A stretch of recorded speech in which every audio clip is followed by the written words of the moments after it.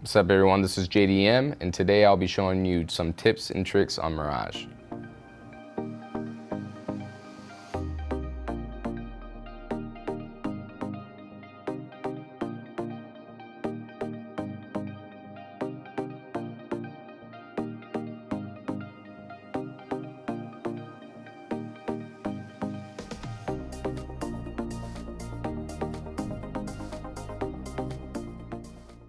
First off, just in general, this is becoming a new meta, or not new meta, but the meta for Mirage CT side of mauling window. So this is like a molly play that it's really common for CT operators that go window. So if I have a bad spawn, I could be like back here or something. What I will tell my teammates to do, so someone that's like right here, he'll run up and he'll shoot the window and go to B. So it leaves me room to run up and molly window this way. So it saves time. Because depending on so this molly changes a lot of when you need to do it, different locations and where you want to put the molly. Depending on what the team throws their window smoke. There's different ways of throwing their window smoke that end up being there or blooming in window faster and landing in window faster, and then some smokes that they throw will be slower. So you really got to understand which one the team is throwing, and it's spawn based as well. That does affect it. So you really got to understand when the smoke is, what molly I need to throw, kind of thing. Because if you throw the wrong molly or a later molly, you're not gonna be able to see through the window no matter what. That is a molly play that I'll do where I'll just, if I have a bad spawn and I still want to go mid and go window, and I know the team is smoking window, I will tell my teammate to break the window, and then I'll molly through this way. If not, if I have a good spawn, what I'll do is I'll just run up and I will, break the window myself, and I'll either molly here, so I can kind of peek with this as well. So if I molly in that corner, I can kind of still peek with it. And this is, like I said, it really depends on the window smoke that they throw, because sometimes, like I said, if I throw this molly and the way that the smoke lands or whatever, it might just like still cover up everything where I can't see. And it won't work. Then I have to leave, get off window, tell my team, hey, they could have mid, rotating the toll, something like that. So you really just got to identify where that smoke is coming, because if it's, how fast the smoke is coming to the smoke window. So sometimes I molly here instead, and the smoke will land there.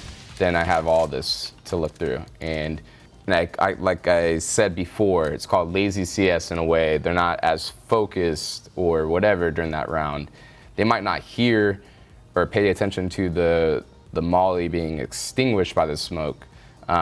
So if they don't hear that, which you should always be paying attention to that as a T player. So if I throw a molly, right, you're gonna hear that smoke pop and you're gonna hear that extinguished sound right away. And that's when you know that, okay, the operator, he mollied the smoke and he has vision on mid still. So you don't want to peek this now, because we don't have a top mid smoke. So adaption is to throw a top mid smoke right here. Teammate throws a flash, then you take it. But if it's lazy CS, like I said, they didn't pay attention to it, I still have full vision. This becomes an instant 1 to 2 kills probably if they just swing. So this is a good play for oppers. Like I said, you want to either molly in the right corner or up here. Or if you have a bad spawn, you have a teammate that shoots out the window and you throw the molly, bank it off here. Sometimes you're actually able to see through where the smoke, extinguishes the molly. If you jump up here, you might be able to see the top right part of it, which is still, you have vision on top mid, and that can still give you a kill. So you can use that. That's a little molly play that I like to do, or a lot of operators like to do. It's becoming the meta for Mirage. Another play that I like to do, this is like an old play that I learned from Fallen back in the day.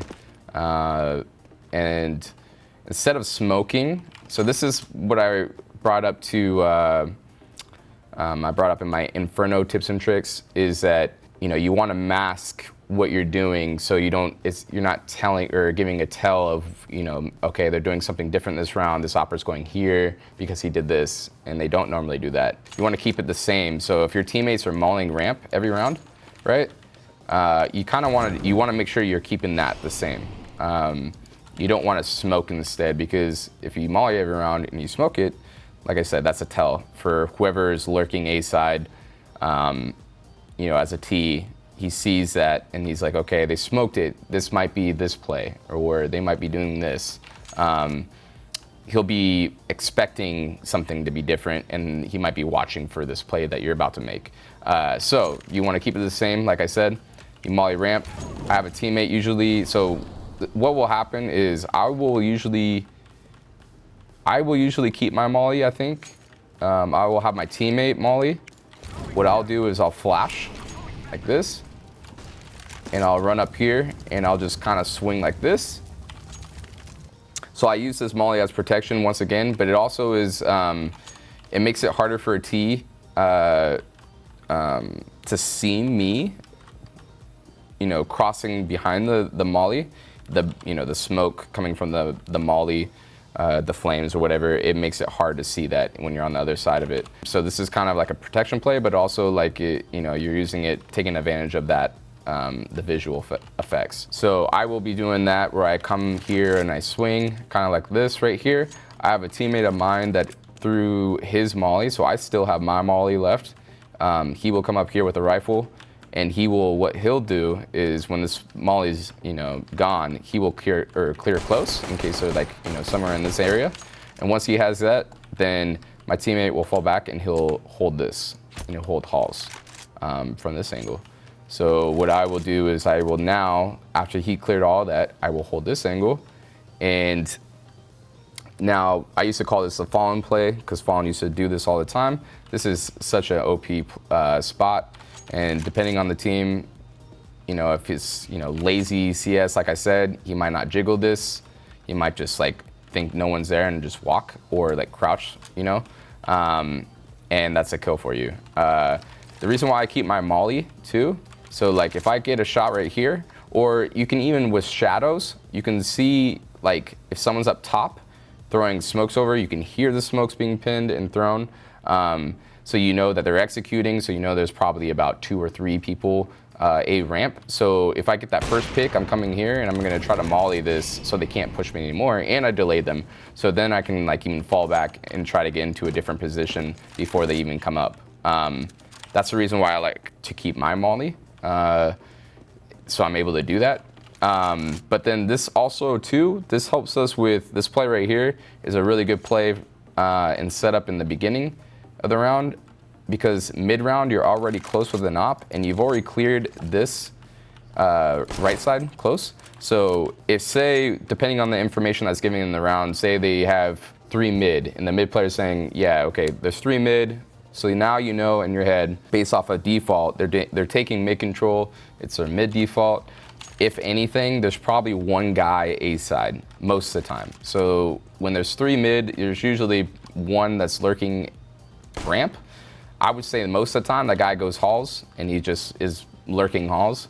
It really depends on the team and it really depends on what their strategy is, but normally that's what the case is. So if I know that their 3 are mid, okay, I need to take advantage of that information. So we know it's a numbers game now. So like I'm gonna be holding this angle, right? We've already cleared everything, like I just said, and I might just, you know, aggress. I might be aggro here, and I'm looking at all these angles right here, and I'll be telling my teammate to come with me as well.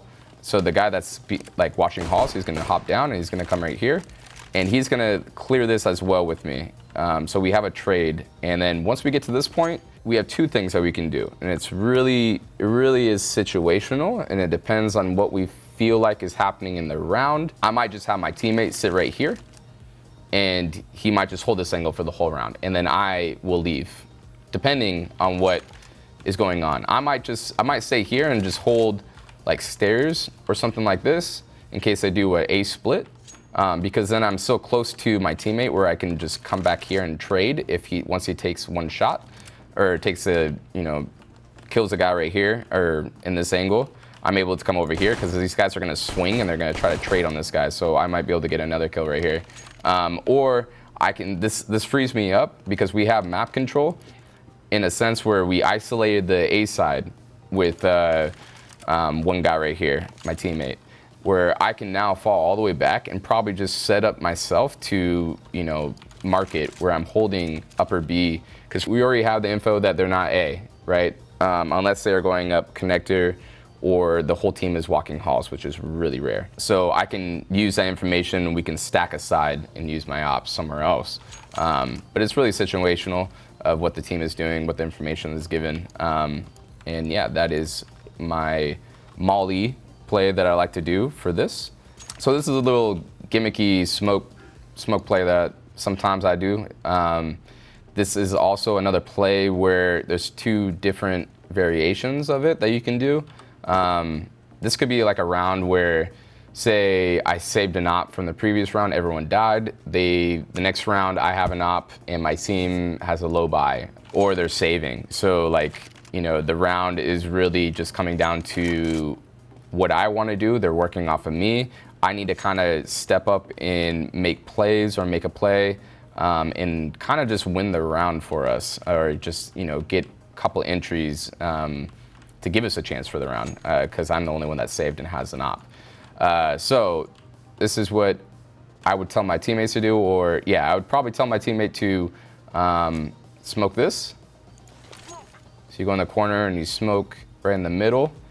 Where the smoke lands is it pops right here. It actually is like you might need to throw a little bit more to the right or whatever, but it's kind of hard to see. It's like a one-way. It's supposed to be a one-way for the window guy.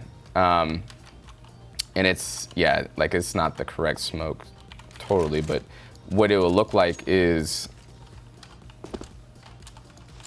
it's gonna be something like this, I think. Yeah, so you have this angle right here that you can see the window, right? It becomes a one-way, and this CT can't really see anything. Ooh, stuck. Can't really see anything. It's hard to see that. So if I throw that again, you can't really see anything. But a CT opper or a T opper can see a lot more than this, like the CT can see, especially if he's single scoped. So if I were to throw that smoke, there's two different variations that I would work off of it. So my teammate throws that. I could get a flash from my teammate from behind, right? So a flash is always going to help as well in case they are pushing or doing something. Maybe the guy jumped cat or something, just to make them get off that angle that they were holding. And then I can get into position of using that smoke. So my teammate would throw the smoke, I would have a teammate throw a flash, and then I would try to go for this pick through here. This is one variation. Another variation is, say we ran this before. So when you see that smoke, this smoke is different than a top mid smoke. So like I said, we didn't mask this, right? We know that we're doing something totally different. We're showing the defense something totally different. As a window guy and as a CT player, I'm instantly thinking, okay, an opera is gonna try to probably go through this and use this, because I've seen this smoke before, so I know kind of what this smoke does. So I'm expecting an opera to try to go for this pick, right? Especially when I know too that he just saved an op the previous round.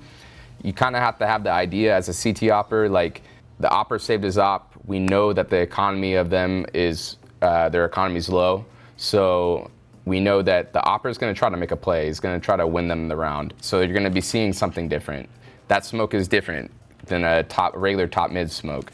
So I know that it's either he's going for this pick right here, or the second variation of what I would do is you throw this smoke right here, and instead of peeking here, I would have a teammate run boost me.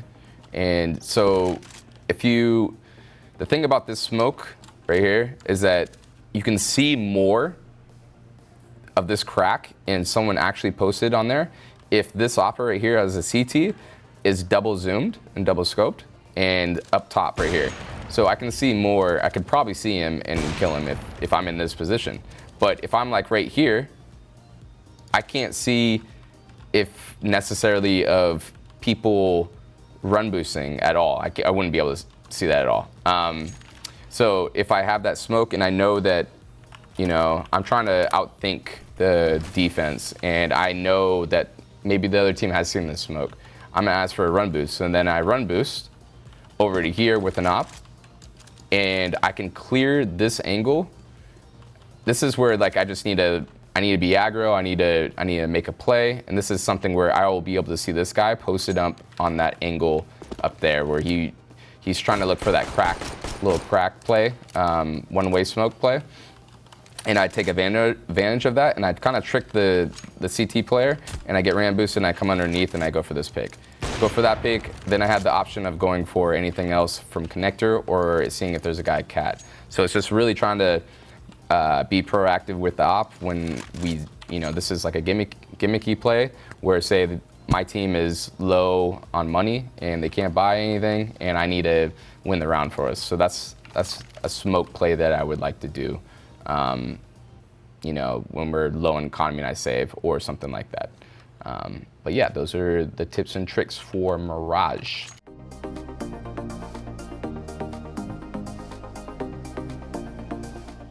Thanks for watching, guys. I hope you enjoyed the video and I hope you learned something new on Mirage. I'll catch you on the next vid.